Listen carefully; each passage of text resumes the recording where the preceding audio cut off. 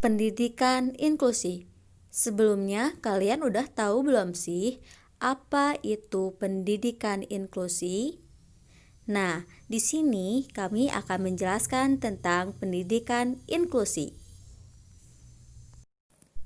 Pendidikan inklusi adalah sistem layanan pendidikan khusus yang mensyaratkan agar semua anak berkebutuhan khusus dilayani di sekolah-sekolah terdekat di kelas biasa bersama-sama teman seusianya. Selanjutnya, dalam pendidikan inklusi itu terdapat asesmen pendidikan inklusi. Apa sih yang dimaksud dalam pendidikan inklusi? Asesmen adalah suatu penerapan dan penggunaan berbagai cara dan alat untuk mendapatkan serangkaian informasi tentang hasil belajar dan mencapai kompetensi dari peserta didik. Akan tetapi, dalam pendidikan khusus memiliki makna yang berbeda jika dibanding dengan asesmen secara umum, yang berpandangan bahwa penilaian itu tidak sesuai karena memiliki arti yang khas. Hal tersebut terjadi karena dalam asesmen pendidikan inklusi ini terdapat istilah asesmen dalam pendidikan inklusi memiliki makna yang berbeda, bahkan lebih luas jika dibandingkan dengan istilah diagnostik, tes maupun evaluasi. Terdapat 4 aspek pertanyaan penting yang harus diungkapkan terkait dengan kondisi seorang individu dalam asesmen. Yang pertama, kemampuan atau keterampilan apa yang harus dimiliki?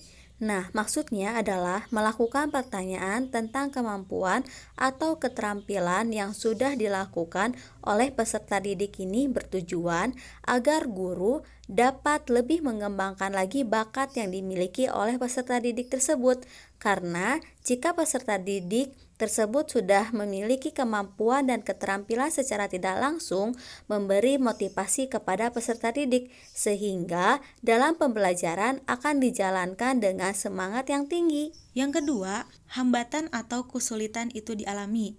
Maksudnya, menanyakan hambatan atau kesulitan yang dialami oleh peserta didik tersebut. Sebagai guru, harus membantu untuk memperbaiki kesulitan yang dialami oleh peserta didik. Karena peserta didik, khususnya pada anak berkebutuhan khusus, mereka sangat membutuhkan perhatian dan dorongan yang lebih agar mereka tetap termotivasi dalam belajar. Selain guru, dorongan dan motivasi orang tua sangat dibutuhkan. Yang ketiga, mengapa hambatan atau kesulitan itu dialami? Setiap peserta didik pasti memiliki hambatan atau kesulitan dalam belajar. Hal tersebut mungkin disebabkan oleh berbagai faktor, salah satunya kurang terbuka dan percaya diri akan kemampuan yang dimiliki. Maka dari itu, guru dan orang tua harus memberikan perhatian kepada peserta didik, apalagi kepada anak yang berkebutuhan khusus, dalam memberikan perhatian dengan tulus dan lebih khusus.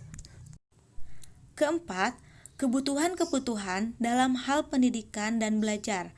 Apa yang seharusnya dipenuhi? Kebutuhan adalah kecenderungan yang bersifat permanen yang ada di dalam diri seseorang, yang akan menimbulkan dorongan dalam upaya mencapai tujuan tertentu. Setiap orang memiliki keberagaman dalam kebutuhan belajar. Misal, anak berkebutuhan khusus, kebutuhannya akan berbeda dengan anak pada umumnya. Kebutuhan pendidikan yang harus dipenuhi oleh pendidikan khusus adalah belajar tentang keagamaan, kesopanan, ketaatan, komunikasi, dan tanggung jawab. Dalam asesmen pendidikan inklusi, terdapat 3 hal yang perlu dilakukan dalam mengidentifikasikan kebutuhan belajar peserta didik. Yang pertama adalah kesenjangan penampilan. Maksud kesenjangan penampilan ini adalah menentukan kesenjangan peserta didik yang disebabkan kekurangan kesempatan mendapatkan pendidikan atau pelatihan. Yang kedua, mengidentifikasikan kegiatan. Maksudnya ini adalah kegiatan dalam pembelajaran yang paling tepat. Yang ketiga, populasi sasaran. Maksudnya, kita itu harus menentukan populasi sasaran yang dapat mengikuti kegiatan dalam pembelajaran. Selain itu, Ada 4 teknik pelaksanaan yang dapat dilakukan dalam asesmen. Pertama, analisis pekerjaan anak. Data tersebut diambil dengan cara melihat kemampuan anak. Yang kedua yaitu tes. Di dalam tes terdapat 2 jenis tes, yaitu tes tulis dan tes non-tulis. Tes ini dilakukan dengan cara memberikan tes kepada peserta didik pada setiap bidang pelajaran. Yang ketiga adalah observasi. Observasi ini melakukan pengamatan terhadap cara belajar siswa, tingkah laku yang muncul, dan sebagainya. Yang terakhir adalah wawancara.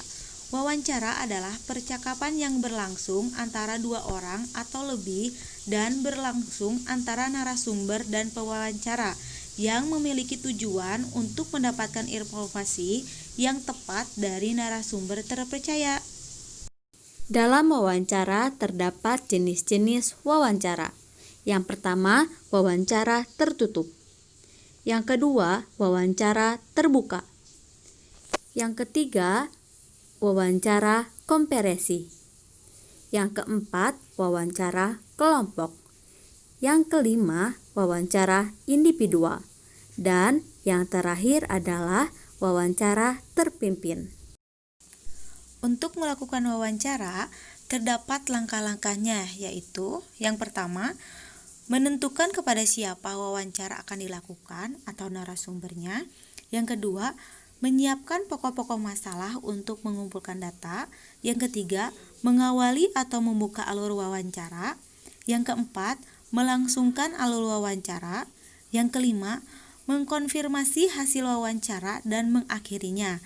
Yang keenam, menuliskan wawancara ke dalam catatan lapangan. Yang terakhir, mengidentifikasi tindak lanjut hasil wawancara yang telah diperoleh.